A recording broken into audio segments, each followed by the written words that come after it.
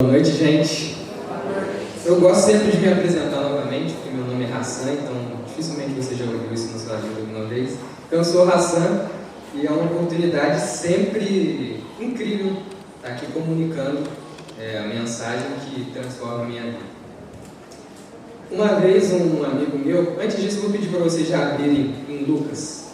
Abram, por favor, quem tiver Bíblia aí. Quem tiver no celular, liga.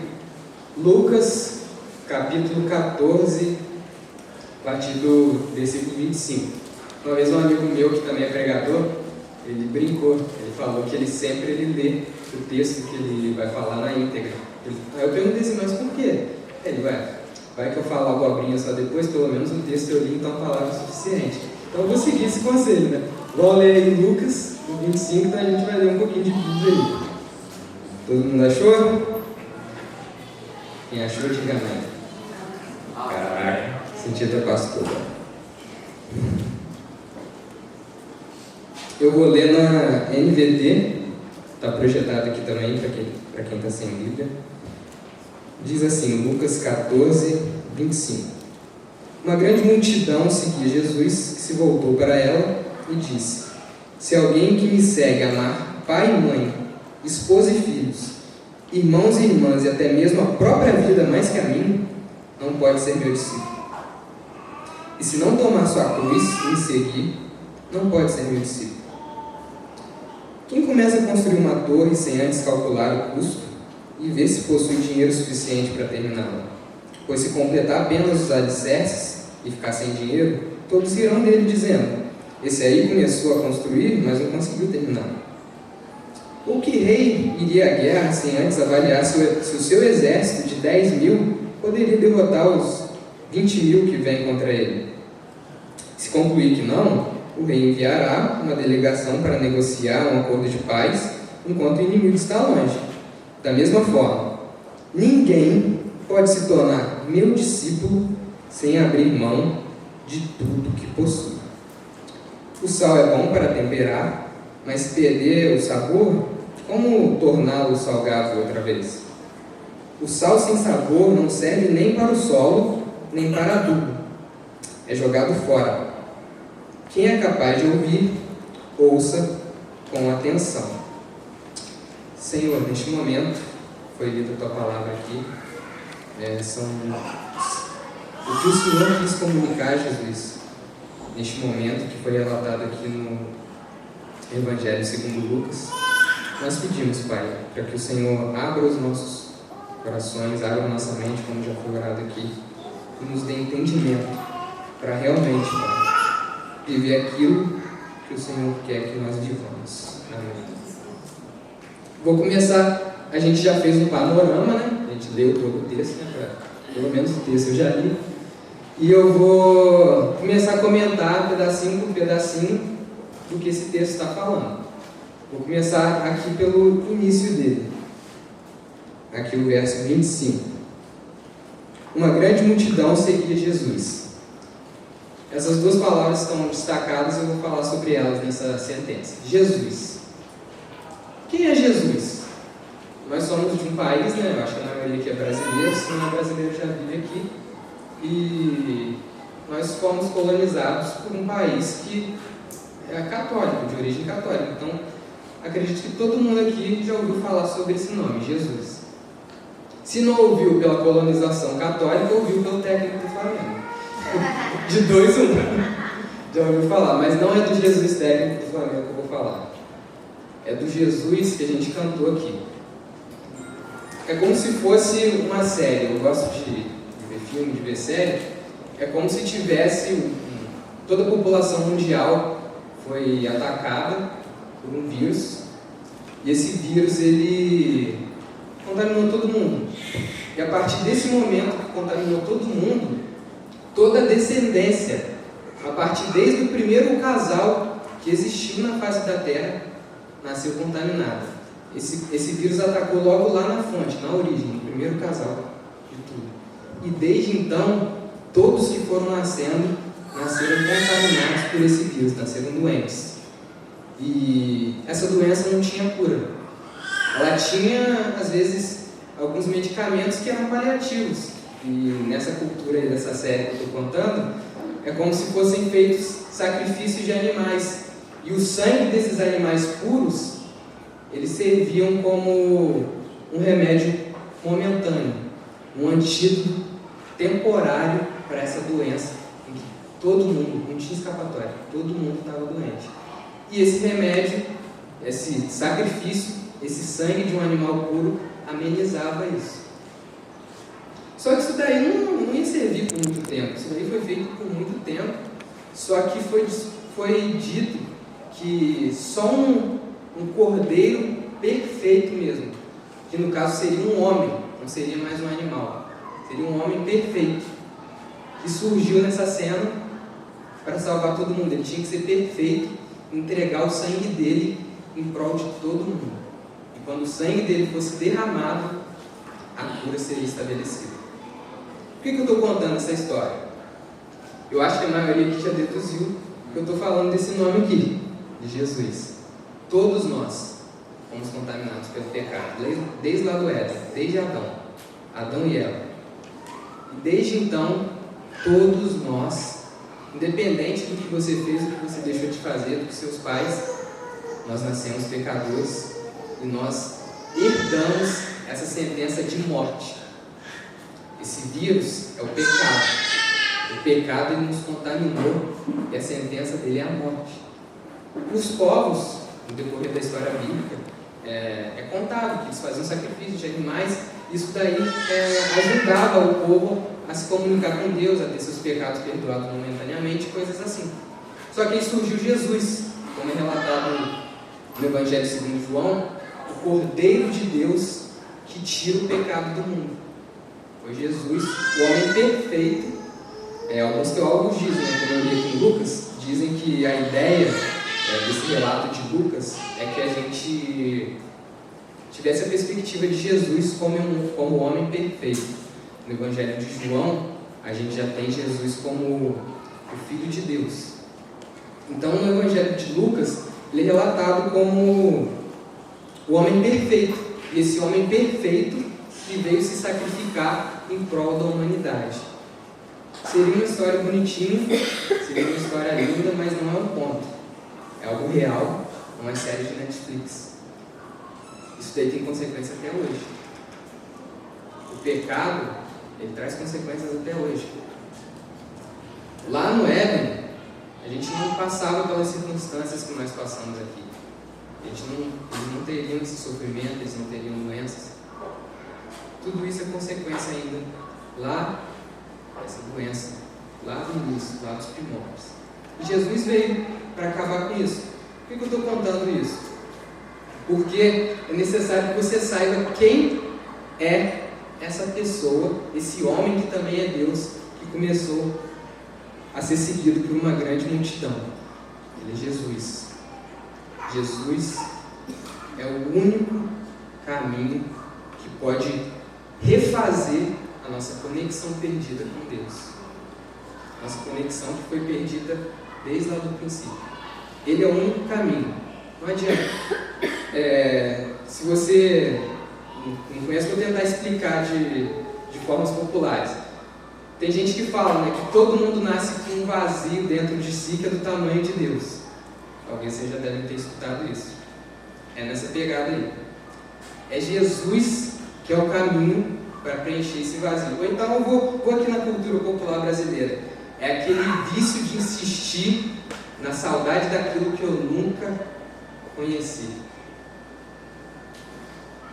É isso. É Jesus que te faz preencher. É Jesus que te faz acabar com isso, com esse vazio que há dentro da nossa existência. Esse é Jesus. Então acho que agora já ficou um pouco claro, apesar de resumidamente, quem é Jesus. E se você já ouviu isso várias vezes, eu digo que sempre é válido ouvir mais uma vez. Martinho Lutero disse uma vez o seguinte: eu preciso ouvir o Evangelho todos os dias, porque eu me esqueço dele todos os dias. Infelizmente, estou junto nessa com o Martinho Lutero. Preciso de ouvir isso todo dia, senão me perco. Preciso de ouvir isso todo dia. Se você está ouvindo pela primeira vez, se agarra nisso, que é a única coisa que vai preencher isso dentro de você.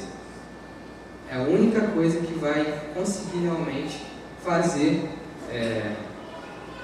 ter sentido daqui para frente. Uma grande multidão seguia Jesus. Mas por que uma grande multidão seguia Jesus? Para você ser seguido por muitas pessoas, você tem que fazer algo notável, no mínimo. Jesus, aqui no Evangelho de Lucas, antes desse pronunciamento público dele, vamos dizer assim, ele já tinha feito vários milagres. Ele já tinha ressuscitado, ele já tinha expulsado o demônio, ele já tinha feito multiplicação de alimentos. Então, cara, isso atrai muita gente. Imagina hoje, se alguém fica sabendo de notícia de ressurreição, notícia de alimento, onde as pessoas estavam famintas e alguém estendeu as mãos e começou a ter alimento para todo mundo de forma miraculosa, ou que uma pessoa que não tinha jeito, que todo mundo achava que era perturbado, chegou um cara e pôs a mão, orou, e o cara começou a ser totalmente centrado, voltou a viver uma vida em sociedade. Isso daí eu acho que atrai muitos seguidores. Talvez, se fosse uma pessoa que tem rede social, ia ser uma influência, ia estar bombando, né? Mais ou menos nessa pegada. Uma grande multidão seguia Jesus. Mas Jesus, ele sabia da intenção do coração de cada um que estava seguindo ele. Acho que agora vale um momento para a gente refletir. O que eu estou fazendo aqui?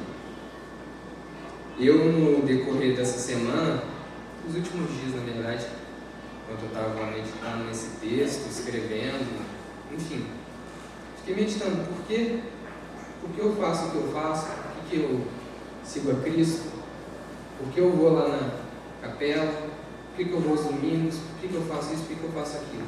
Acho que vale a gente começar a refletir. Porque talvez eu estivesse no meio dessa multidão aí, com as minhas intenções trocadas, com os meus próprios interesses em jogo e buscando bênçãos, na verdade, onde eu deveria buscar a essência de quem Ele é. E Jesus, sabendo disso, que deviam ter diversos interesses ali em jogo, diversas pessoas nessa multidão, nesse contexto ali, Ele jogou limpo. Olha o que ele falou em seguida. Esse Jesus, Jesus se voltou e disse para a multidão o seguinte: se alguém que me segue amar pai e mãe, esposa e filhos, irmãos e irmãs, e até mesmo a própria vida, mais que a mim, não pode ser meu discípulo. Jesus ali ele deixou bem claro. Aqui a parada é diferente. Não é bem como vocês estão pensando. E aqui vale também a gente ressaltar o seguinte: ele falou abertamente. Ele fez distinção de alguém lá? Não fez. Devia ter mulher, devia ter homem, devia ter idoso, jovem. Não fez distinção. Abriu para todo mundo. Falou para a multidão. Mas o convite foi individual, para mim, para você. Ele pegou e falou assim: se alguém, ele não falou se a sua família, ou se a sua galera da faculdade, se o seu grupo do WhatsApp, não. Se alguém, ou seja, se você, é um convite estritamente pessoal. Não pode ser transferido nem compartilhado. Pessoal, o convite de Jesus. E ele fez esse convite. Se alguém que me segue amar pai e mãe, esposa e filhos, irmãos e irmãs, e até mesmo a própria vida, mais do que a mim, não pode ser meu discípulo. Aqui ele já começa a passar para a multidão um tipo de pensamento, que é o pensamento, que é a ótica, na verdade, do reino. Um tipo de pensamento, um tipo de forma de ver as coisas, que é só quem está seguindo Jesus, quem está incluso no reino, quem está sob o domínio de Deus, Pai que enviou Jesus, consegue ter. Então ele começa a inverter as prioridades. Aqui ele começa no campo relacional. Se você põe as suas relações acima do seu relacionamento com Deus, você não serve para um discípulo. Simples e direto. Se você ama seu pai, sua mãe, seu irmão, sua irmã, seus filhos, ou até você mesmo, mais do que a mim, mete o pé. Sério, não? Pesado, né? Não serve. Ele começa aqui a tratar do campo relacional. E eu acho que é interessante a gente também tocar num ponto aqui que às vezes as pessoas levam muito ao pé da letra e não entendem o que Jesus quis dizer nesse sentido. Ah, não, então tá, não vou amar mais meu pai e minha mãe, não. Não é nada disso. Jesus, ele está em outro patamar. Jesus, ele está em outra dimensão. O seu relacionamento com ele excede. Seu relacionamento com ele excede qualquer coisa. E quando você prioriza esse patamar com Jesus, as outras relações, elas recebem o efeito do seu relacionamento prioritário com ele. Então Jesus, ele quer que você priorize o seu relacionamento com ele, e a sua família vai colher frutos disso, seus filhos vão colher frutos disso, sua esposa vai colher frutos disso, seus irmãos, qualquer pessoa que esteja no seu contexto, seja de trabalho, de estudo, tudo vai colher frutos disso. Não, uma coisa não nega a outra. Você priorizar Deus, na verdade, melhora as outras coisas. Pegou? Então, quero deixar claro aqui, não é abandonar as pessoas que se relacionam com você, mas, na verdade, mudar a sua mente. É a nova mentalidade que você vai ter. É você se relacionar com ele prioritariamente, e as suas relações aqui, elas também vão mudar e vão receber benefícios. E nesse momento, como eu falei que é bem pesado, Jesus, ele começa a confrontar a gente. Que, se eu pudesse dar um título para essa mensagem, seria Zona de Confronto. Se eu fosse resumir tudo que a gente leu aqui, Jesus chegou para a multidão e falou: galera, comigo é confronto o tempo todo. Sim, comigo é confronto o tempo todo. É zona de confronto. Não tem meio termo, não tem mais o que inventar. E no próximo, continuando aí, pode passar. E se não tomar a sua cruz e me seguir, não pode ser meu discípulo. Volta só um pouquinho ali para mim que eu esqueci de falar. Eu falei das relações e comentei superficialmente a relação com a gente mesmo, né? Ali no finalzinho, às vezes pode passar até despercebido. E até mesmo a própria vida. Se você amar mais a sua própria vida do que a Jesus. E hoje em dia a gente, acho que sempre viveu, na verdade agora está mais escancarado, né? A gente vive na era do impressionismo. A gente vive na era dos likes, na era da felicidade construída. Eu, nas últimas semanas, removi, né, meu perfil do Instagram, meu perfil do Facebook. Falei, eu vou desconstruir tudo, isso daí está me intoxicando, estou começando a falar mais de mim do que de Deus. Não está rolando, não está me fazendo bem, não. Eu já fiquei mais ou menos umas 3 semanas sem mexer com isso, e deu para eu refletir e, graças a Deus, rebobinar meu foco, colocar as coisas no lugar. E se eu puder te dar um conselho dessa reflexão, se você gosta de usar as redes sociais, seja um influenciador e não um influenciado. E um influenciador para ele, não para você. Porque você tem que amar a ele mais do que a sua própria vida, que culmina no pegar sua cruz e seguir. Você tem que tomar sua cruz e seguir. A cruz naquela época, para o contexto de Jesus, era sinônimo de bandido, sinônimo de punição, sinônimo de castigo. E Jesus queria e quer que quem segue ele tome esse castigo voluntariamente e siga ele. É tipo assim, você tem que pegar e fazer alguma coisa que qualquer pessoa só faria obrigado por vontade própria para você seguir Jesus. Vou tentar dar um exemplo para ficar mais claro. Eu tenho irmão. Quem tem irmão aqui? Quem foi criado com primo? A gente, quando é criança, a gente sempre é instigado, né? Tô com um docinho aqui, aí você quer comer tudo. Seu biscoito, você quer comer tudo. Qualquer coisa que você recebe, você quer comer sozinho. Mas sempre tem um irmão, tem um primo, tem um coleguinha da escola, e sempre chega alguém mais poderoso que você e fala: divide comigo. Aí você: bom, vai lá e dá. É isso que Jesus quer. Que você, na verdade, não precise de ninguém chegar para você e falar: divide com ele. Como meu coleguinha está sem, eu tenho aqui, dá para partir no meio. Ou então não estou com fome, toma tudo. Voluntariamente, uma coisa que você só faria obrigado por uma força maior. É isso que Jesus quer de nós. Confronto. Zona de confronto. O pecado nos traz acomodação. O pecado nos neutraliza. O pecado nos deixa na zona de conforto. Jesus, ele nos ativa, nos sacode, nos confronta. Jesus, ele nos deixa na zona de conforto. Vamos continuar.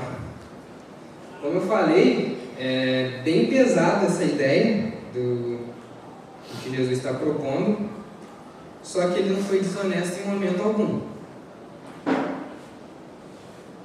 Ele abriu o jogo para a multidão, deu um convite pessoal, fez uma pergunta pessoal para as pessoas, e depois contou uma parábola. O livro de Lucas, o Evangelho de Lucas, é rico em parábolas, e aqui a gente tem duas parábolas. Uma parábola sobre a construção. Ele falou: se você quer construir alguma coisa, acho que você tem que ver se você tem condições de terminar, né? Porque senão vai virar chacota. Na outra ele falou do rei e da guerra.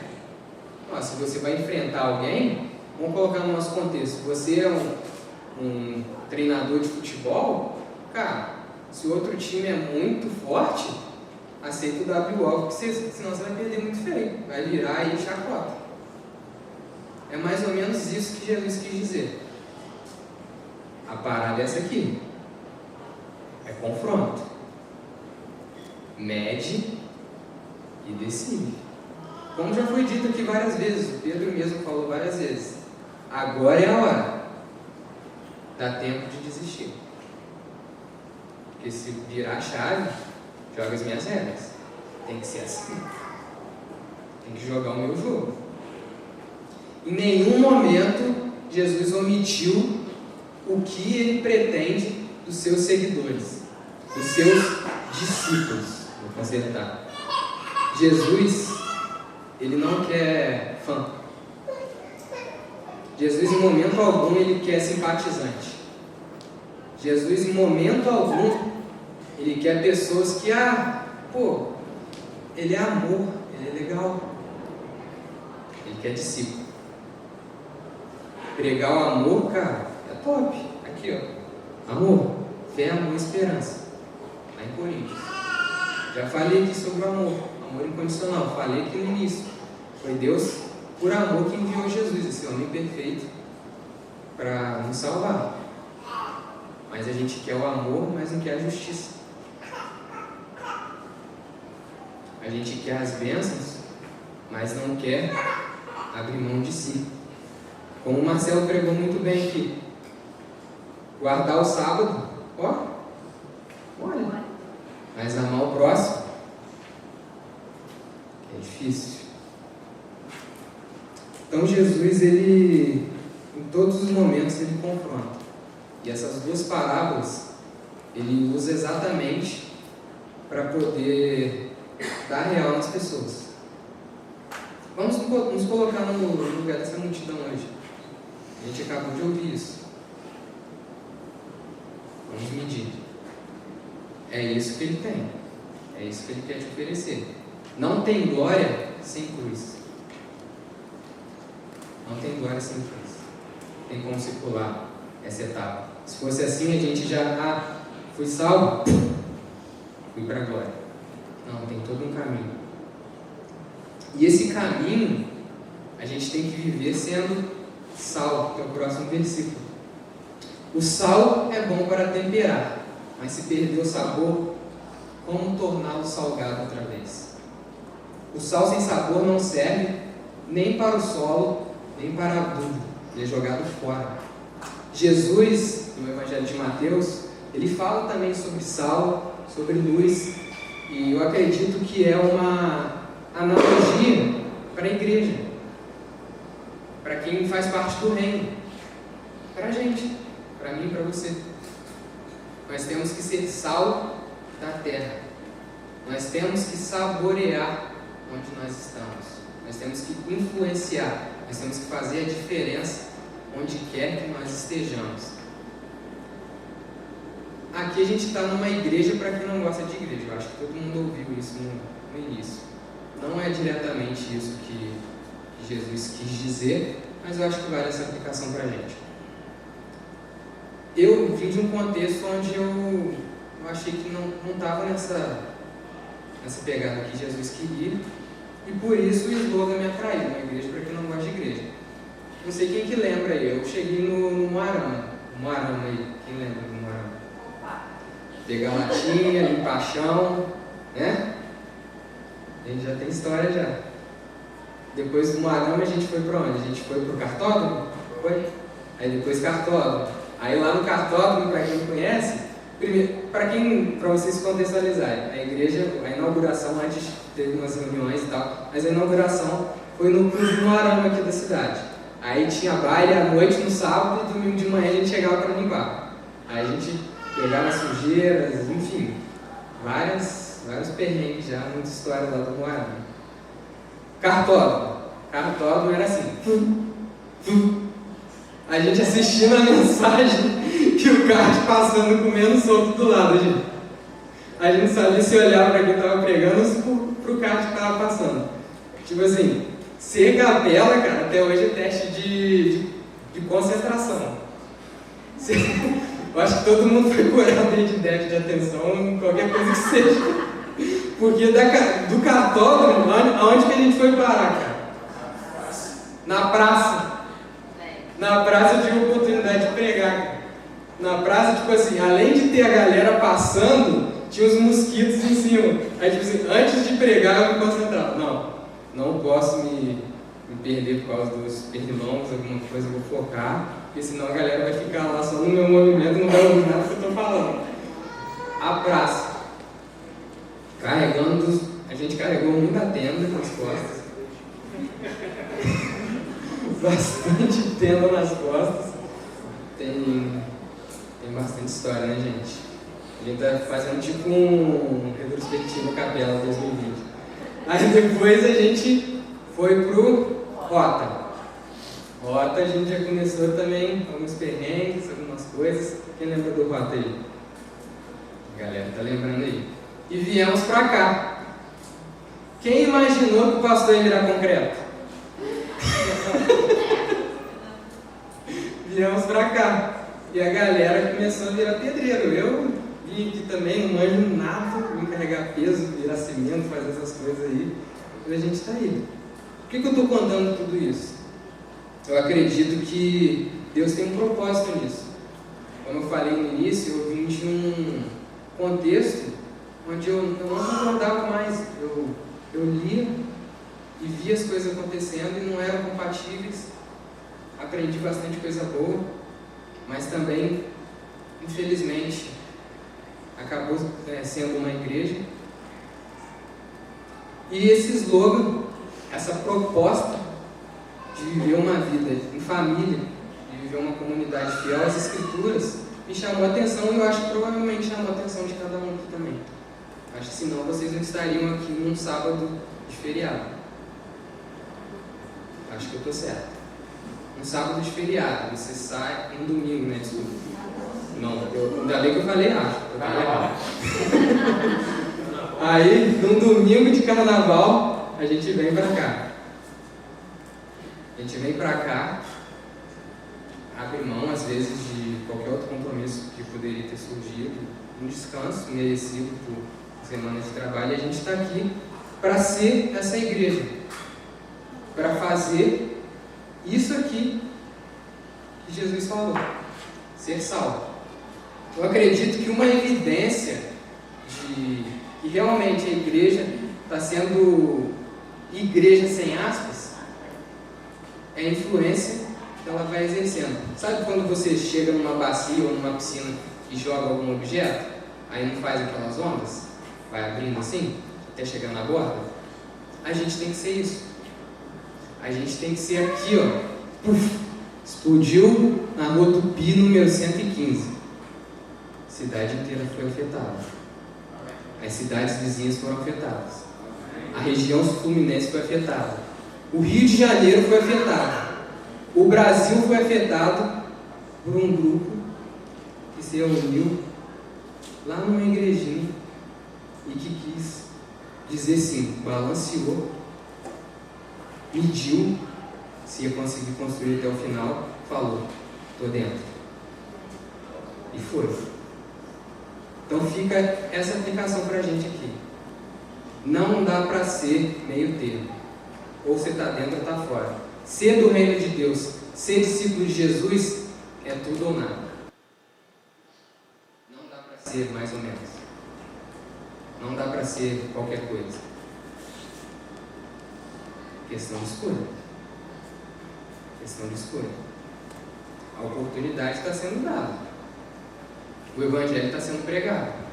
A verdade está escancarada para as multidões, para o YouTube, para quem quiser ouvir. Está sendo escancarado. Então, em resumo, Jesus, ele abrange para todos nós. Mas é algo pessoal.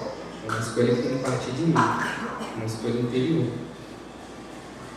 E a partir dessa escolha, a gente começa a manifestar aquilo que foi transformado aqui dentro no reino dele, como igreja, como comunidade, como família.